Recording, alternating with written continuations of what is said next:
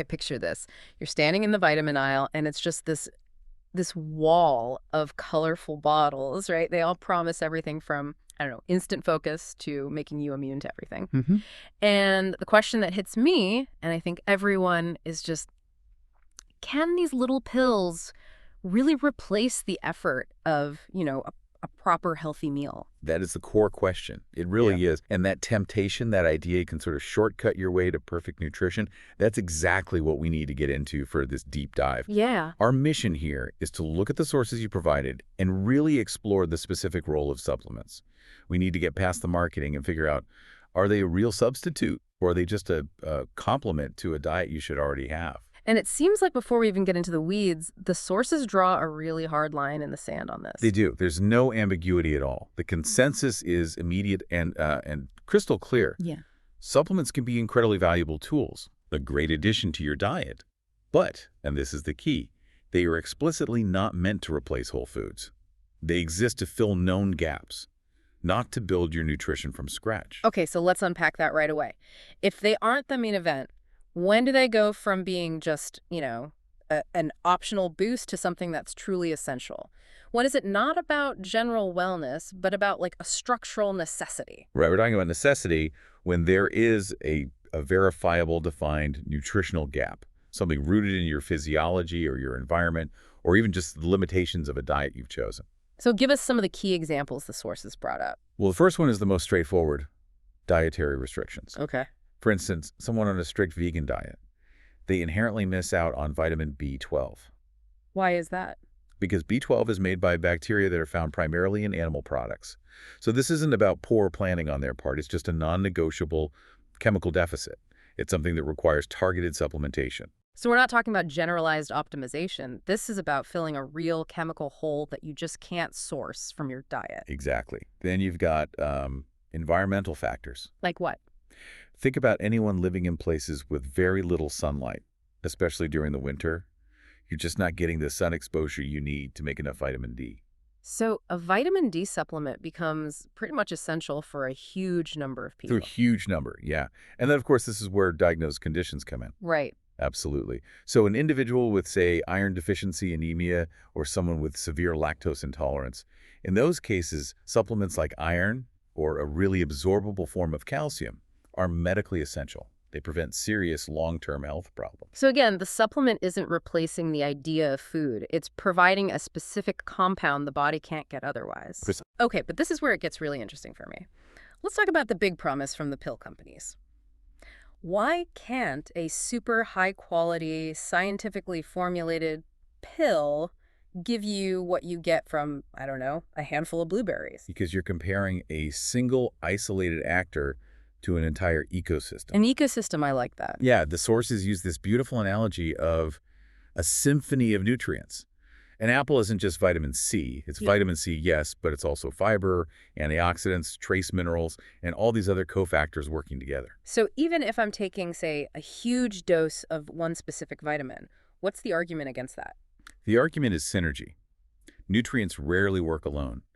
Many of those little cofactors in whole foods actually help your body use the main vitamin. Oh, interesting. For example, vitamin E is a really potent antioxidant, right? Yeah. But it gets regenerated in your body by vitamin C. So if you take a ton of vitamin E without enough vitamin C, So you're not getting the full effect. you might not be getting the full antioxidant benefit, no. Whole foods package these collaborators together naturally. It maximizes their effect in ways we are, frankly, still trying to map out in a lab. So we're absorbing way more than just the headline nutrient. So what are the two critical things that whole foods offer that you just can't get from a pill? Okay, the first one is a group of compounds called phytochemicals. Phytochemicals, is that just a fancy word for micronutrients? What's the real difference? It's a huge difference. Micronutrients, your vitamins and minerals, are essential for you to survive.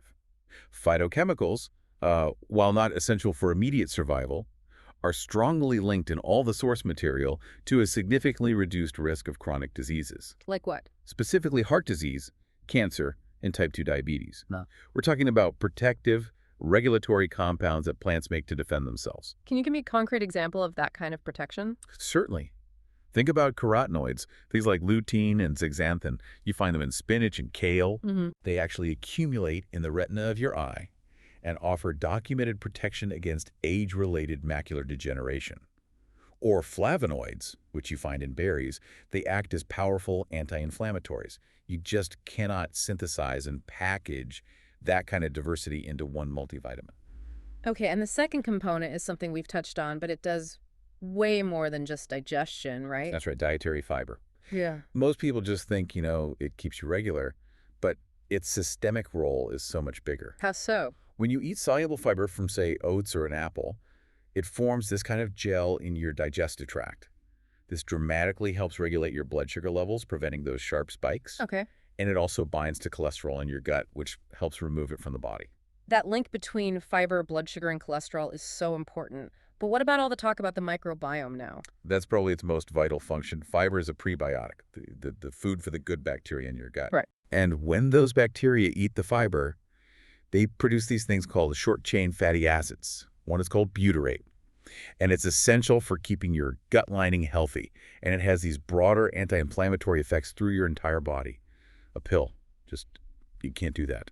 So if whole foods are the main performance, we have to talk about the risks and limitations of relying too much on the supporting act, on the supplements themselves. What are the big drawbacks? The limitations fall into 3 critical areas. The first one is regulatory oversight.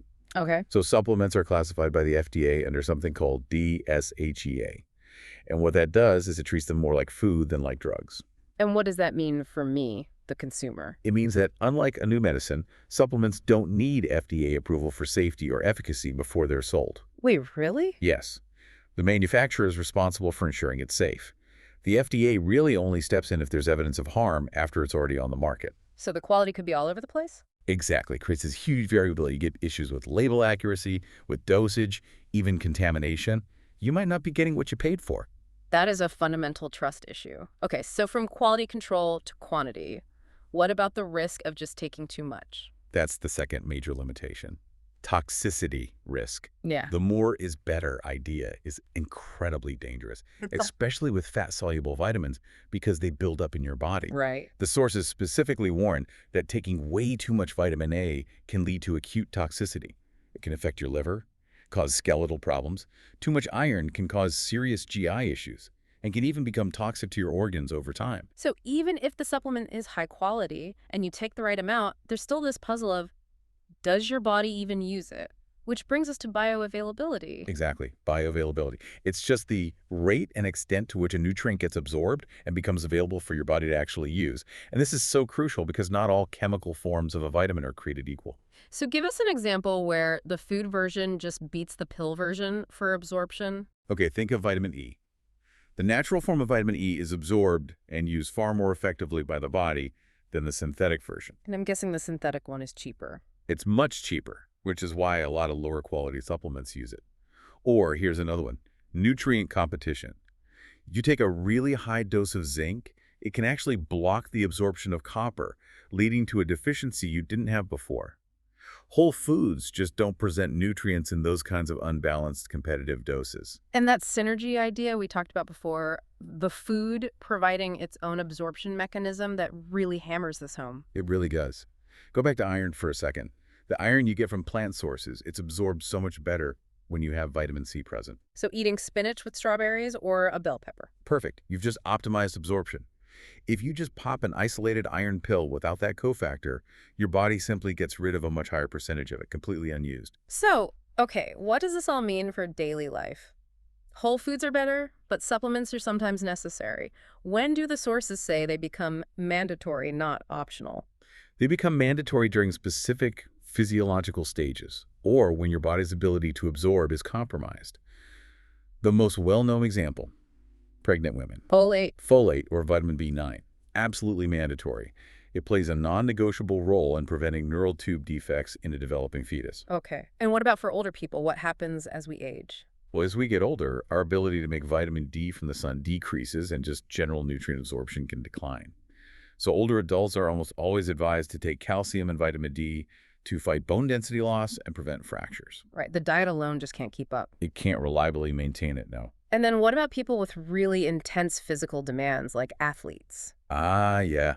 Athletes often use targeted support like protein powders or electrolytes. And that's justified because the sheer volume of nutrients they need for repair and recovery is it's more than you can comfortably eat in whole foods alone. But again, it's an add-on to a solid diet. It's a necessary adjunct, exactly. Not a replacement for real food. Okay, let's make this really concrete with the scenarios from the sources. First, there's Jane, the busy working mom. Jane is the classic case of trying to fix a bad diet with a pill. She skips meals, she lives on processed snacks, and then she takes a multivitamin hoping to fix it. And it doesn't work. It can't. The source is clear. The pills can't replace the complex carbs she needs for energy, or the fiber she needs to feel full, or all those phytochemicals protecting her from stress. She gets a bare minimum, but her health is built on a really weak foundation. And then there's Tom, the college student, living on ramen but chugging protein shakes. Yeah, we all know Tom. He's chasing one isolated goal-building muscle with one isolated nutrient. But his foundation is ramen noodles, so he's getting none of the micronutrients, healthy fats, or fiber he needs for, hormone regulation and gut health. So his efforts in the gym are probably being undermined by his diet. Very likely. They're compromised by chronic inflammation and just poor systemic function, all coming from the lack of whole protective foods. So the lesson here is finding that balance. The solution isn't one thing, it's a strategic approach. Precisely. We have to really internalize that supplements are the supporting act. The main performance is a diverse, colorful, nutrient-dense diet. And talk to a doctor first. Please. Before starting any big regimen, the sources are adamant. Talk to a healthcare professional, a registered dietitian. You need to know what you're actually deficient in, so you're using supplements to enhance your diet and close specific gaps, not to try and replace the power of real food. So that brings us right back to the core conclusion. A diet filled with a variety of whole foods, fruits, vegetables, unprocessed grains, that's the best way to get your nutrition. Supplements are there to be used wisely, strategically, to complement that foundation. Remember the symphony, remember the fiber, and remember that when it comes to quality, you really have to do your own homework. And as you move forward with all this, maybe consider one last thought, something based on the material's emphasis on just how complex whole foods are. If these critical disease-preventing compounds, like phytochemicals and fiber, which govern everything from inflammation to cholesterol, if they're largely unavailable in any effective pill form, what systemic health insurance are you unknowingly giving up every time you choose that convenient shortcut over the rich, complex, synergistic goodness of a balanced meal? That's a powerful way to end it. Embrace the nourishment. Let the food be the foundation.